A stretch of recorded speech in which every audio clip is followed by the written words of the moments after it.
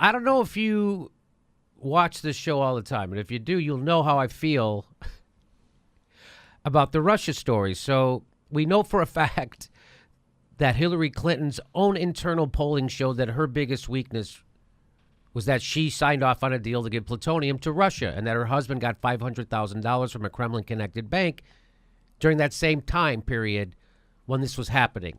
So they did. This is from Hillary Clinton's own campaign saying this, that her biggest vulnerability was that when people were made aware of that, they were less inclined to vote for her. So it's gotten so bad. So they did this thing about, so Trump colluded with the Russians to hack the emails of John Podesta and send them to WikiLeaks. Because Russia couldn't do it without Trump, I guess. They needed his expertise. I don't understand. That doesn't make any sense. He colluded with the WikiLeaks and the Russians to get the... Why would Trump... So the Russia is sitting around going, wow, if we could just hack John Podesta's email, let's wait for Trump's plan.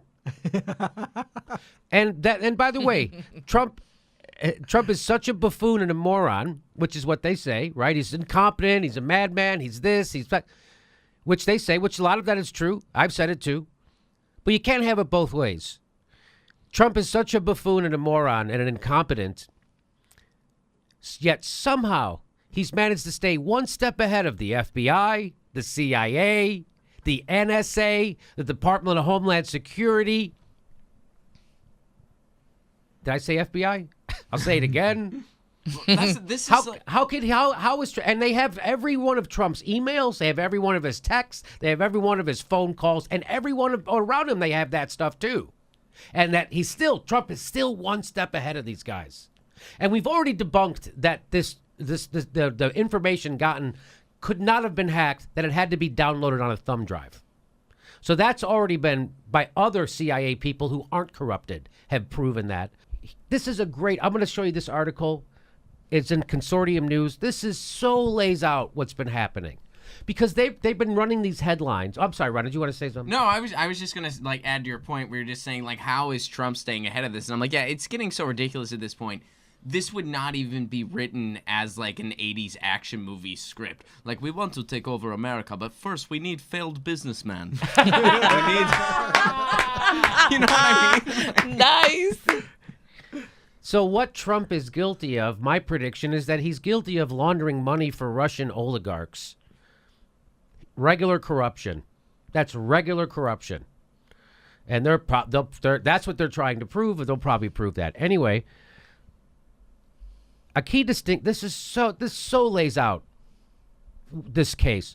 A key distinction between propaganda and journalism is that manipulative propaganda relies on exaggeration and deceit, while honest journalism provides context and perspective. So, what happens when the major news outlets of the world superpower become simply conveyor belts for warmongering propaganda? This is a question that the American people now face, as the New York Times, the Washington Post, CNN, and virtually the entire mainstream media hype ridiculously minor allegations about Russia's meddling in American politics in front page hysteria. I've been making this joke on stand-up stage about, did you hear that Russia hacked our election? They spent over $100,000 on Facebook. It's like Mike Myers as Dr. Evil. I will hold the world hostage for $1 million. What, did you fall asleep in 1940? Russia, $100,000 on a Facebook ad? Do you know Hillary Clinton's campaign spent $2 billion themselves? $100,000. What is that? 0.0000001% of the total money spent on the election? So what they're saying is you're hyping. So what the news media is doing is hyping this stuff instead of putting it in proper context. Google uncovers Russia bought ads on YouTube, Gmail, and other... Oh! Exclusive Russian-linked Facebook ads targeted... Oh, my God! How can we protect ourselves from Russia? For instance, on Tuesday, the major news outlets were filled with the latest lurid chapters of Russiagate, how Google, the internet's dominant search engine, had detected suspected Russia-linked accounts that bought several thousand dollars worth of ads. I think it's just they want to bring back the Cold War so bad that they're not updating their dollar amounts. That's probably they're using the same ones. And here's their lead paragraph. Russian operatives bought ads across several of Google's services without the company's knowledge. The latest evidence that their campaign to influence U.S. voters was as sprawling as it was sophisticated in deploying the technology industry's most powerful tools. I love how they sold something without even knowing they sold it. What do you mean? What it means, Google saying it's not, Oh, yeah, it's right. like we didn't even know. We just didn't found know. out now. We sold a bunch of shit. Mm-hmm. And so the writer at Consortium News says, wow, that sounds serious. However, if you read deeply into the story, you discover that the facts are a wee bit less dramatic. The Washington Post tells us Google's internal investigation found that $4,700 of search ads and display ads that the company believes are Russian connected, and found $53,000 of ads with political content that were purchased from Russian internet providers, building addresses, or with Russian currency.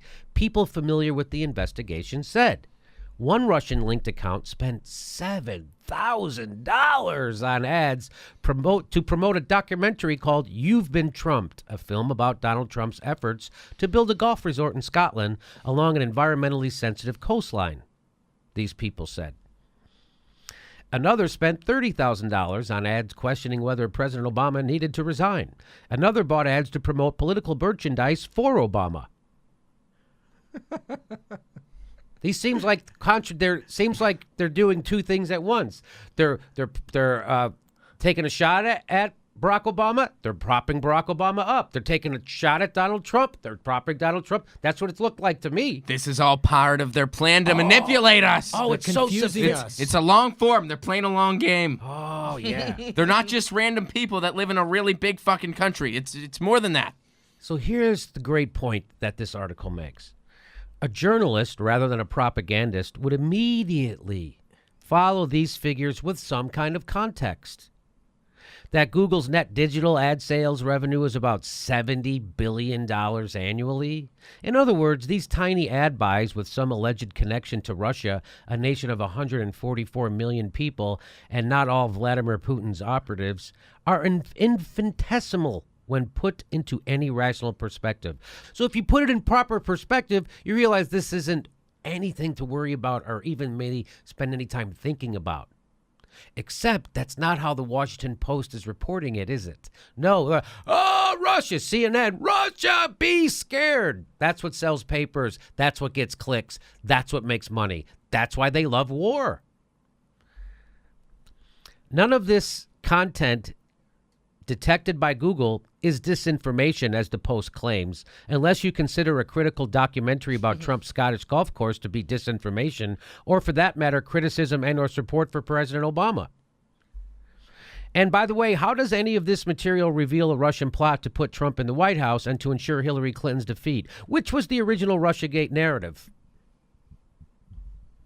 Now we're being told that any internet ads bought by Russians, or maybe even by Americans living in Russia, are part of some nefarious Kremlin plot, even if the content is an anti-Trump documentary, or some ads for or against President Obama, but nothing attacking Hillary Clinton.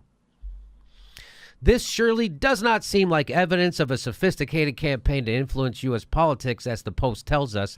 It is either an indication of a totally incoherent campaign or no campaign at all. Just some random ads taken out by people in Russia, possibly to increase clicks on a website or to sell some merchandise or to express their own opinions. But that's not how it's being reported here in the United States. The mainstream. So that's what, it's funny when people criticize this show, right? And a lot of people criticize this show.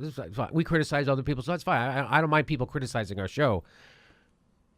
But what I don't understand is like, the things they criticize our show over are so minute as opposed to the bullshit the New York Times, CNN, and Washington Post does every day. This is the kind of shit that you could have your fucking license taken away if you had to have a license. If you could take away their press credit, I would take it away like you. You guys are doing the opposite of what the press is supposed to do. You're supposed to inform people, not fucking make them crazy.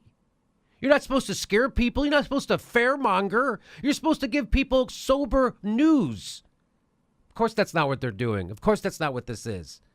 I mean, this is, if I did this and someone caught me doing this, I should quit my show.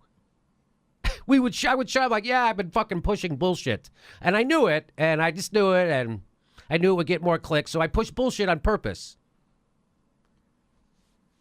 And I'll throw it over to you guys again. I'm excited. beyond flabbergasted by this kind of bullshit. I'm excited to see that documentary. That Me sounds too. I want to fantastic. see that I documentary. wish there were more ads about that. I wish. I know. I would have saw it first. You want to serve Mother Russia? Here is $4,700. Go buy ads. Buy ads on computer. Fix America. Fix it. Oh boy! And you wonder why people get their news from YouTube.